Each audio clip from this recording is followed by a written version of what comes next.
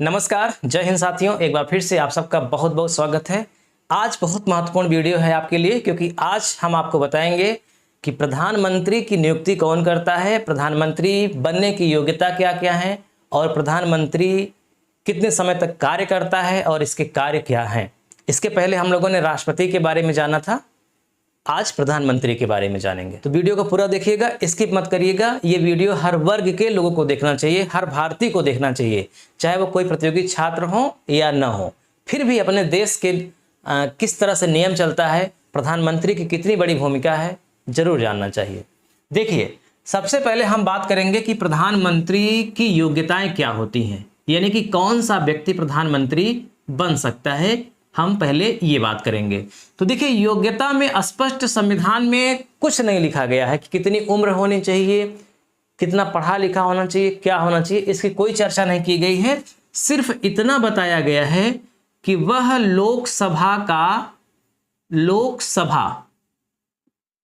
सदस्य होना चाहिए, यानी जिसे आप सांसद कहते हैं। तो केवल लोकसभा ही नहीं बल्कि राज्यसभा का भी सदस्य हो सकता है, यानी लोकसभा सदस्य या राज्यसभा सदस्य, दोनों में कोई भी व्यक्ति प्रधानमंत्री बन सकता है। अब उम्र की बात अगर है तो कोई भी व्यक्ति लोकसभा का सदस्य अगर बनता है तो उसकी उम्र कम से कम 25 वर्ष तो होती ही है। बिना 25 वर्ष हुए कोई लोकसभा का चुनाव ही नहीं लड़ सकता। तो इसका मतलब कोई लोकसभा से अगर प्रधानमंत्री बनता है, यानी लोकसभा का सदस्य प्रधानमंत्री बनता है, तो कम से कम उसकी उम्र 25 वर्ष रहेगी। और अगर राज्यसभा से है तो 30 वर्ष, क्योंकि 30 वर्ष के पहले कोई राज्यसभा का सदस्य हो ही नहीं सकता, है ना। अब आप तो ये जानते ही होंगे कि लोकसभा क्या होता है, राज्यसभा क्या होता है। लोकसभा और राज्यसभा और राष्ट्रपति, ये तीनों मिलकर के संसद का निर्माण करते हैं। तो संसद के 3 पार्ट, लोकसभा, राज्यसभा और राष्ट्रपति। लोकसभा के जो सदस्य होते हैं उनका चुनाव सीधे जनता द्वारा होता है ना। लेकिन जो राज्यसभा के सदस्य होते हैं उनका सीधे जनता द्वारा नहीं होता, अप्रत्यक्ष चुनाव होता है। भारत में आज तक सिर्फ 2 लोग ऐसे हैं प्रधानमंत्री जो राज्यसभा के सदस्य थे, बाकी जितने भी हुए हैं वो लोकसभा के सदस्य रहे हैं। इंदिरा गांधी 1966 में जब प्रधानमंत्री बनी थी तो वो राज्यसभा के सदस्य थी पहली बार, उसके बाद लोकसभा की हो गई थी। इसके अलावा डॉक्टर मनमोहन सिंह दोनों बार 2004 से 9 और 9 से 14 तक दोनों बार राज्यसभा के सदस्य थे, बाकी के सभी लोग लोकसभा के सदस्य थे। अब देखिए, केवल यही बाउंडेशन नहीं है कि प्रधानमंत्री के पद के लिए लोकसभा या राज्यसभा के ही सदस्य हों। इनमें से अगर कोई भी नहीं है, यानी गैर सदस्य भी हो सकता है। गैर सदस्य का मतलब, मान लीजिए कोई व्यक्ति ऐसा है जो सांसद नहीं है, न लोकसभा का सदस्य है न राज्यसभा का, फिर भी उसे राष्ट्रपति प्रधानमंत्री बना सकता है केवल 6 माह के लिए। ठीक है, 6 माह के लिए बना सकता है, लेकिन 6 माह के भीतर उसे या तो लोकसभा सदस्य बनना पड़ेगा, यानी कि चुनाव करा के कहीं से चुनाव जीतना पड़ेगा, या फिर राज्यसभा का सदस्य बनना पड़ेगा। अगर इन दोनों में से किसी का भी सदस्य नहीं बन पाता 6 माह तक में, तो फिर उसे हटा दिया जाएगा, यानी कि राष्ट्रपति उसे पदमुक्त कर देगा। फिर वो दोबारा अपने पूरे जीवन काल में कभी भी बिना किसी का सदस्य बने प्रधानमंत्री नहीं बन सकता। इसका मतलब, जैसे मान लीजिए कोई व्यक्ति बिना किसी संसद का सदस्य हुए प्रधानमंत्री बन गया, अब 6 महीना होने को है, लेकिन वो ना लोकसभा का चुनाव जीत पाया ना राज्यसभा का, तो क्या करे कि 6 महीने के भीतर ही वो त्यागपत्र दे करके फिर से नियुक्ति करा ले और फिर से 6 माह तक रहे। तो ऐसा हो सकता है, इसीलिए इस पर रोक लगा दी गई है कि नहीं, एक ही बार ऐसा होगा, इसके अलावा दोबारा नहीं होगा। तो यही सिर्फ योग्यता है प्रधानमंत्री पद के लिए। अब देखिए, नियुक्ति कैसे होती है। एक होता है नियुक्ति, एक होता है निर्वाचन। नियुक्ति को अपॉइंटमेंट बोलते हैं, अपॉइंटमेंट। प्रधानमंत्री का निर्वाचन नहीं होता। आमतौर पे गांव देहात में खूब चर्चा होती है कि राष्ट्रपति अप्रत्यक्ष चुना जाता है, लेकिन प्रधानमंत्री प्रत्यक्ष चुना जाता है, यानी कि प्रधानमंत्री को सीधे जनता चुनती है, राष्ट्रपति को सीधे जनता नहीं चुनती। लेकिन ऐसा नहीं है, राष्ट्रपति का अप्रत्यक्ष चुनाव होता है, वो ठीक है, लोकसभा, राज्यसभा, विधानसभा के मेंबर चुनते हैं, लेकिन प्रधानमंत्री को कोई नहीं चुनता। प्रधानमंत्री का चुनाव होता ही नहीं है। प्रधानमंत्री की डायरेक्ट नियुक्ति होती है, नियुक्त कर दिया जाता है, अपॉइंटमेंट कर दिया जाता है। कौन करता है? राष्ट्रपति करता है। तो सबसे पहले लोकसभा का चुनाव होता है। तो लोकसभा में कई पार्टियां होती हैं। जिस पार्टी को बहुमत मिल जाता है, यानी आधे से ज्यादा सीट जो पार्टी जीत जाती है, तो यकीनन उस पार्टी का कोई नेता होगा या उस पार्टी के लोग किसी को कहेंगे कि ये प्रधानमंत्री बनेंगे।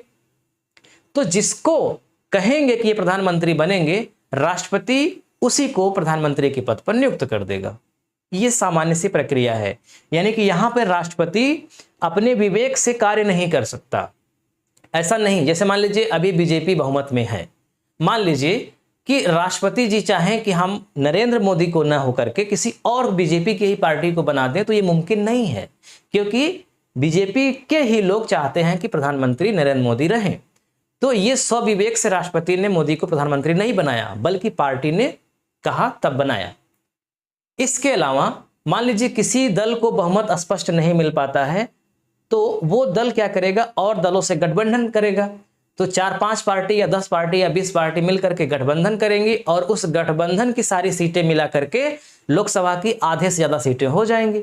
तो जब आधे से ज्यादा सीटें हो जाएंगी पूरे गठबंधन की पार्टियों में, फिर राष्ट्रपति ये देखेगा कि इसमें सभी लोग किसको अपना नेता मानते हैं, यानी सभी लोग किसको सुझाव दे रहे हैं। तो जिसका नाम भेजा जाएगा राष्ट्रपति के पास, राष्ट्रपति उसी की नियुक्ति करेगा।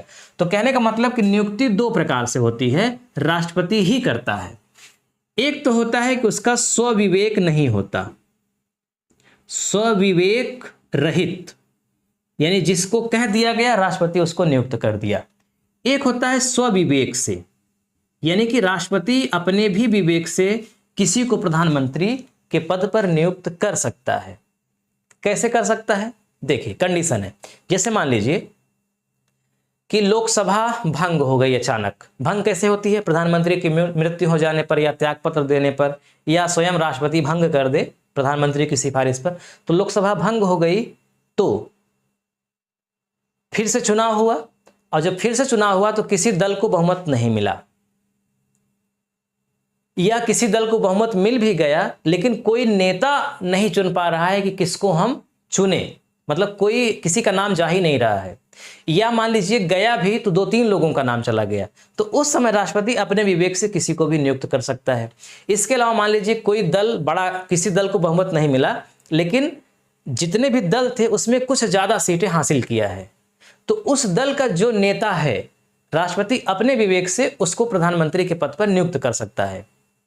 हालांकि बाद में उसे विश्वास प्रस्ताव के माध्यम से ये परखा जाएगा कि उसे लोकसभा का बहुमत प्राप्त है कि नहीं, लेकिन चूंकि अन्य पार्टियों से ज्यादा सीटें जीता है और उस पार्टी का ये नेता है, इसलिए राष्ट्रपति अपने विवेक से उसे नियुक्त कर सकता है। या मान लीजिए कई गठबंधन मिलकर के उसमें से कई चेहरे हैं, क्लियर नहीं हो पा रहा है, तो राष्ट्रपति अपने मन से किसी को नियुक्त कर सकता है। इसके अलावा मान लीजिए अचानक प्रधानमंत्री की मृत्यु हो जाती है अगर तत्काल के लिए, तो उस समय भी राष्ट्रपति को यह अधिकार है कि वो किसी को भी प्रधानमंत्री के पद पर नियुक्त कर सकता है। हाँ, अगर पार्टी के ही लोग किसी को नियुक्त करने के लिए सिफारिश कर दें तो राष्ट्रपति को करना पड़ेगा, लेकिन यहाँ पे राष्ट्रपति अपने विवेक से कर सकता है। तो ये है नियुक्ति का प्रोसेस। अब देखिए, इसके बाद हम देखते हैं कि प्रधानमंत्री का कार्यकाल कितना होता है, यानी कितने समय तक प्रधानमंत्री कार्य करता है। जब प्रधानमंत्री की नियुक्ति होती है तो प्रधानमंत्री कब तक कार्य करेगा इसका कोई लिखित विवरण नहीं है, हो भी नहीं सकता, क्योंकि साफ साफ स्पष्ट है कि जब तक लोकसभा है, आप जानते हैं कि हर 5 वर्ष में लोकसभा का चुनाव होता है, 5 वर्ष के पहले भी लोकसभा को बर्खास्त किया जा सकता है, न जाने कितनी लोकसभाओं को बर्खास्त किया भी गया है ना। तो जब तक लोकसभा है और लोकसभा का विश्वास प्राप्त है, जिसे लोकसभा का जिसे विश्वास प्राप्त है, वह व्यक्ति तब तक प्रधानमंत्री के पद पर रह सकता है। जैसे मैं आपको एकदम सरल प्रैक्टिकल उदाहरण बताता हूं। जैसे मान लीजिए इस समय भारत के प्रधानमंत्री कौन है? नरेंद्र मोदी। अब नरेंद्र मोदी जी को जाहिर सी बात है कि लोकसभा का बहुमत प्राप्त है, यानी लोकसभा के आधे से ज़्यादा लोग चाहते हैं कि प्रधानमंत्री मोदी ही रहें। मान लीजिए कि कुछ समय बाद ऐसा हो कि लोग मतलब इनको पसंद न करें, लोकसभा के जो और सांसद हैं इनको पसंद न करें, और ऐसी चर्चा होने लगे कि अगर अब चुनाव कराया जाए या प्रधानमंत्री का विश्वास प्रस्ताव अब लाया जाए तो शायद सांसद लोग इनके विश्वास के लिए समर्थन नहीं करेंगे। ऐसी अगर सिचुएशन हो जाए तो विश्वास प्रस्ताव लाया जाएगा, फिर से वोटिंग होगी, मतलब सांसद ही वोटिंग करेंगे। और अगर सांसद आधे से कम हो गए उनको पसंद करने वाले, तो फिर राष्ट्रपति उनको बर्खास्त कर देगा, यानी कि उनको हटा देगा। तो कहने का मतलब प्रधानमंत्री के पद पर कोई तब तक रह सकता है जब तक उसे लोकसभा का बहुमत प्राप्त है, तब तक रह सकता है। अब इसके अलावा यानी कि सामान्य रूप से कह सकते हैं कि 5 वर्ष, अगर पूरी तरह से लोकसभा ने कार्य किया, कोई दिक्कत नहीं हुई, तो 5 साल तक लोकसभा कार्य करेगी और 5 साल तक कोई भी व्यक्ति प्रधानमंत्री रहेगा। इसके अलावा अब देखो, ये त्याग पत्र के भी माध्यम से प्रधानमंत्री हट सकता है। तो जब वो त्याग पत्र दे दे तब उसका कार्यकाल समाप्त हो जाएगा। त्याग पत्र वो स्वेच्छा से भी दे सकता है, किसी भी कारण से वो दे सकता है, इसमें उसका स्वविवेक काम करेगा, कोई इस पर दबाव नहीं रहेगा। तो वो राष्ट्रपति को त्याग पत्र देकर के भी मुक्त हो सकता है। तो जब मुक्त हो गया तब कार्यकाल उसका समाप्त हो गया, कभी भी हो सकता है। इसके अलावा मान लीजिए कि अविश्वास प्रस्ताव आया, विश्वास प्रस्ताव और अविश्वास प्रस्ताव की चर्चा हम आगे करेंगे डिटेल में। मान लीजिए अविश्वास प्रस्ताव आ गया किसी प्रधानमंत्री के विरुद्ध में, और अविश्वास प्रस्ताव पास भी हो गया, लेकिन प्रधानमंत्री त्यागपत्र दे ही नहीं रहा है, तो राष्ट्रपति को यह अधिकार है कि वो प्रधानमंत्री को हटा सकता है। तो जब वो हट गया तब भी उसका कार्यकाल समाप्त हो गया। इसके अलावा मान लीजिए उसकी अचानक मृत्यु हो गई, तो जब मृत्यु हो गई तब भी उसका कार्यकाल समाप्त हो गया। तो कहने का मतलब यही सिचुएशन है उसके कार्यकाल के लिए। और राष्ट्रपति के ये प्रसाद पर्यंत पद धारण करता है। सैद्धांतिक रूप से राष्ट्रपति के प्रसाद पर्यंत, प्रसाद पर्यंत का मतलब समझते हैं? प्रसाद पर्यंत का मतलब होता है कि जब तक राष्ट्रपति की कृपा है तब तक कोई प्रधानमंत्री बना रह सकता है, सैद्धांतिक रूप से, संविधान के रूप से। व्यवहार में ऐसा नहीं।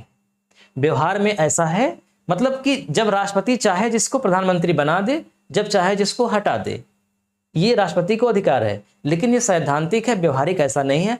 व्यवहारिक केवल यही है कि जब तक उसे लोकसभा का बहुमत प्राप्त है तब तक वो प्रधानमंत्री बना रहेगा, राष्ट्रपति चाहकर भी उसे नहीं हटा सकता। अब हम आते हैं मुख्य रूप से कि प्रधानमंत्री के कार्य क्या होते हैं। जब कोई व्यक्ति प्रधानमंत्री के पद पर नियुक्त होता है तो सबसे पहले उसका कार्य क्या होता है कि वो मंत्रिपरिषद का प्रधान बन जाता है, और मंत्रिपरिषद में कितने मंत्री होंगे और कौन कौन मंत्री होंगे इसका पूरा निर्धारण प्रधानमंत्री करता है। एक लिस्ट भेजता है वो राष्ट्रपति के पास कि इतने लोगों को मैं मंत्री बनाना चाहता हूं, और फिर राष्ट्रपति उतने लोगों को मतलब मंत्री के पद पर नियुक्त कर देता है। तो देखिए, अब मंत्रिपरिषद का ही हिस्सा प्रधानमंत्री भी होता है। तो मंत्रिपरिषद की नियुक्ति संविधान के अनुच्छेद 75(2) के तहत होती है। यानी मंत्रिपरिषद में जो मंत्री होते हैं उनकी नियुक्ति 75(2) के तहत होती है, और प्रधानमंत्री की नियुक्ति 75(1) के तहत होती है। यानी कि संविधान का जो आर्टिकल 75 है वो प्रधानमंत्री के बारे में है। 75(1) के तहत प्रधानमंत्री की नियुक्ति राष्ट्रपति करता है, और राष्ट्रपति के प्रसाद पर्यंत पद धारण करता है प्रधानमंत्री। ये बात संविधान में लिखी गई है। इसके बाद राष्ट्रपति प्रधानमंत्री की नियुक्ति करने के बाद फिर मंत्रिपरिषद के अन्य मंत्रियों की नियुक्ति करता है अनुच्छेद 75(2) के तहत। तो जैसे ही प्रधानमंत्री की नियुक्ति हो गई 75(1) के तहत, तो अब प्रधानमंत्री लिस्ट भेजता है 60, 70, 80 लोगों की मंत्री बनाने के लिए, यानी मंत्रिपरिषद में जगह देने के लिए। तो फिर उतने लोगों को राष्ट्रपति मंत्री बनाता है। अब देखो, मंत्रिपरिषद का प्रधान होता है, तो मंत्रिपरिषद में 3 तरह के या कहें तो 4 तरह के लोग होते हैं। मंत्रिपरिषद में कुल 4 तरह के। एक तो स्वयं होता है प्रधानमंत्री। प्रधानमंत्री यानी कि प्राइम मिनिस्टर, वो स्वयं मंत्रिपरिषद का भी हिस्सा होता है और मंत्रिपरिषद का प्रधान होता है। प्रधानमंत्री के रहते मंत्रिपरिषद का प्रधान कोई और नहीं हो सकता। तो एक तो हो गया प्रधानमंत्री, एक हो गए कैबिनेट मंत्री। कैबिनेट मंत्री, तो इनको प्रधानमंत्री के सेकंड स्थान पे आप रख सकते हो। प्रधानमंत्री सबसे ऊपर, फिर कैबिनेट मंत्री, फिर लास्ट में राज्य मंत्री और फिर चौथे नंबर पे आप रख सकते हैं उप मंत्री। हालांकि यहां पे जो प्रधानमंत्री को हमने कैबिनेट मंत्री से अलग किया है, आप इसको मैं समझाने के लिए अलग किया हूं, लेकिन ऐसा है नहीं, क्योंकि प्रधानमंत्री भी कई विभाग संभाल सकता है। कुछ विभागों का वो भी प्रधान होता है, हो सकता है। तो जब वो कई विभागों का प्रधान हो सकता है तो वो भी कैबिनेट का हिस्सा है। तो खैर, प्रधानमंत्री, कैबिनेट मंत्री, राज्य मंत्री और उप मंत्री, ये चारों प्रकार के मिल करके लोग एक मंत्रिपरिषद का गठन करते हैं। मंत्रिपरिषद की संख्या कितनी होगी ये संविधान में निश्चित नहीं थी। सन 2003 में ये निश्चित की गई कि लोकसभा के जितने भी सदस्य हैं, लोकसभा की 15% जनसंख्या होनी चाहिए मंत्रिपरिषद की। यानी कि अगर निकालेंगे तो लगभग 80-82 के आसपास आती है। यानी अधिकतम 15% मंत्री परिषद में लोग शामिल हो सकते हैं लोकसभा के। और लोकसभा में कितने होते हैं आप जानते हैं, 545 और या फिर 543 लोगों का चुनाव होता है इस समय। 2 लोगों को मनोनीत कर सकता है राष्ट्रपति, जो एंग्लो इंडियन के हों लेकिन वो चुनाव जीत करके ना आ सके हों, तो उनको कर सकता है राष्ट्रपति। तो 82 लोग हो सकते हैं। अब इन 82 लोगों में कुछ लोग कैबिनेट मंत्री होते हैं। जो कैबिनेट मंत्री होते हैं वो शासन की सर्वोच्च इकाई होते हैं। पूरे भारत की जो शासन व्यवस्था है उसके सबसे बड़ी इकाई के रूप में कैबिनेट मंत्री होते हैं। कैबिनेट मंत्री को स्वतंत्र प्रभार दिया जाता है, जैसे जल मंत्री, गृह मंत्री, रक्षा मंत्री, हर प्रकार के मंत्री। तो शासन की सर्वोच्च इकाई कैबिनेट मंत्री। कैबिनेट मंत्री के बाद राज्य मंत्री आते हैं और ये राज्य मंत्री कैबिनेट मंत्रियों की सहायता के लिए होते हैं, लेकिन इन्हें भी स्वतंत्र प्रभार दिया जा सकता है। और जब इन्हें स्वतंत्र प्रभार यानी किसी विभाग का दिया जाएगा तो फिर ये कैबिनेट मंत्री के बराबर कार्य करेंगे। लेकिन लास्ट में जो उप मंत्री आते हैं इनको कोई स्वतंत्र प्रभार नहीं दिया जाता, ये केवल इन मंत्रियों की सहायता के लिए होते हैं।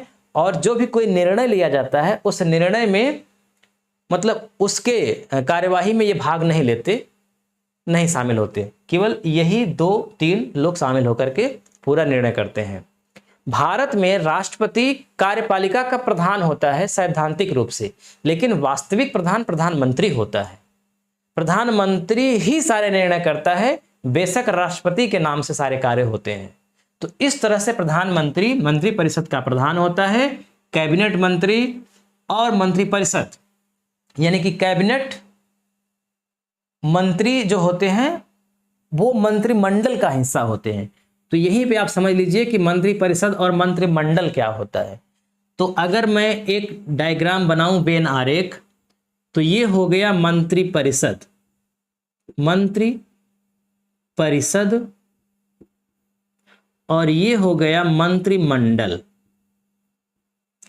कैबिनेट मंत्रियों के समूह को मंत्रिमंडल कहा गया, सबसे बड़ी इकाई शासन की, लेकिन वो मंत्रिपरिषद के अंदर कार्य करती है। तो भूमिका के रूप में सबसे महत्वपूर्ण मंत्रिमंडल है, लेकिन संख्या के रूप में सबसे बड़ी मंत्रिपरिषद है। यानी मंत्रिपरिषद के अंदर मंत्रिमंडल होता है। तो मंत्रिमंडल प्रधानमंत्री, राज्य मंत्री और उप मंत्री मिलकर के मंत्रिपरिषद का निर्माण करते हैं। अब देखिए, कोई भी जो विदेशिक मामला होता है, विदेश के सारे मामले, विदेश मामला, कोई भी विदेश से संधि करनी हो, समझौता करना हो, कुछ भी करना हो, वो करता है राष्ट्रपति। राष्ट्रपति के नाम पर होता है, लेकिन निर्णय कौन करता है? प्रधानमंत्री ही करता है। प्रधानमंत्री जो कहेगा वही होगा। प्रधानमंत्री ने अगर किसी को मंत्री पद से बर्खास्त करने की सिफारिश राष्ट्रपति से कर दिया तो फिर राष्ट्रपति को उसे बर्खास्त करना ही पड़ेगा, कोई दूसरा उपाय नहीं है। यानी कि वास्तविक रूप में प्रधानमंत्री के प्रसाद पर्यंत पद धारण करते हैं अन्य मंत्री, जबकि सैद्धांतिक रूप से लिखा है कि राष्ट्रपति के प्रसाद पर्यंत पद धारण करते हैं मंत्री। तो प्रधानमंत्री जिसको चाहे मंत्री बनाए और जिसको चाहे मंत्री पद से बर्खास्त करे। इसके अलावा पदेन अध्यक्ष भी होता है नीति आयोग का। इसके पहले योजना आयोग थी, तो उसका पदेन अध्यक्ष यानी हमेशा के लिए अध्यक्ष होता था प्रधानमंत्री। जो प्रधानमंत्री बनेगा वो योजना आयोग का अध्यक्ष होगा ही। अब योजना आयोग के स्थान पे हो गया है नीति आयोग, तो नीति आयोग का पदेन अध्यक्ष होता है प्रधानमंत्री। इसके अलावा अंतर्राज्यीय परिषद होते हैं, उसका भी पदेन अध्यक्ष प्रधानमंत्री होता है। एनडीसी राष्ट्रीय विकास परिषद का पदेन अध्यक्ष प्रधानमंत्री होता है। अगर लोकसभा सुचारू रूप से नहीं चल पा रही है तो प्रधानमंत्री अगर लोकसभा को भंग कर देने की सिफारिश कर दे राष्ट्रपति से, तो राष्ट्रपति को फिर लोकसभा भंग करनी ही पड़ेगी। यानी लोकसभा का भंग होना ये प्रधानमंत्री के हाथों में है। प्रधानमंत्री चाहेगा तो लोकसभा भंग हो जाएगी। इसके अलावा कोई भी मंत्रिपरिषद की बैठक होगी, उसकी अध्यक्षता करेगा प्रधानमंत्री, क्योंकि वो प्रधान होता ही है, तो बैठक को बुलाएगा भी। किसी भी मैटर पे कोई समस्या हो गई तो बैठक बुलाएगा प्रधानमंत्री, बैठक की अध्यक्षता करेगा प्रधानमंत्री। कोई भी निर्णय होगा उसकी अंतिम रूप से पुष्टि करेगा प्रधानमंत्री। तो इस तरह से भारत की संसदीय शासन प्रणाली में सबसे महत्वपूर्ण पद प्रधानमंत्री का होता है। सैद्धांतिक रूप से राष्ट्रपति सबसे बड़ा होता है, लेकिन व्यवहारिक रूप से सबसे बड़ा प्रधानमंत्री होता है। तो आज बस यहीं पे विराम देते हैं। अब नेक्स्ट पार्ट में हम आप लोगों को बताएंगे कि किस तरह से अब तक भारत का जब इतिहास शुरू हुआ प्रधानमंत्रियों का, जवाहरलाल नेहरू से लेकर के श्री नरेंद्र मोदी तक, तो जवाहरलाल नेहरू और नरेंद्र मोदी तक के बीच में किस तरह से नियुक्तियां हुई, कौन कौन अपना कार्यकाल पूरा कर सका, किनकी प्रधानमंत्री पद के दौरान मृत्यु हुई और किनकी क्या क्या महत्वपूर्ण विशेषताएं हैं, इनको हम अलग पार्ट में देखेंगे। इसके अलावा जब आपको हम और आगे बताएंगे संसद के बारे में, तब आपको विस्तार से सिखाएंगे, बताएंगे कि लोकसभा क्या होती है, इसका किस तरह से चुनाव होता है, राज्यसभा क्या होती है ना, फिर विश्वास प्रस्ताव क्या होता है, अविश्वास प्रस्ताव क्या होता है, फिर शून्यकाल क्या होता है, प्रश्नकाल क्या होता है, संसद की कार्यवाही किस प्रकार से होती है, किस प्रकार से अध्यादेश जारी किया जाता है और किस प्रकार से कोई भी कानून बनाया जाता है, ये सब कुछ इसके बाद आएगा। ठीक है, तो वीडियो कैसा लगा कमेंट बॉक्स में उत्तर जरूर दीजिएगा। मिलते हैं नेक्स्ट पार्ट में, तब तक के लिए नमस्कार।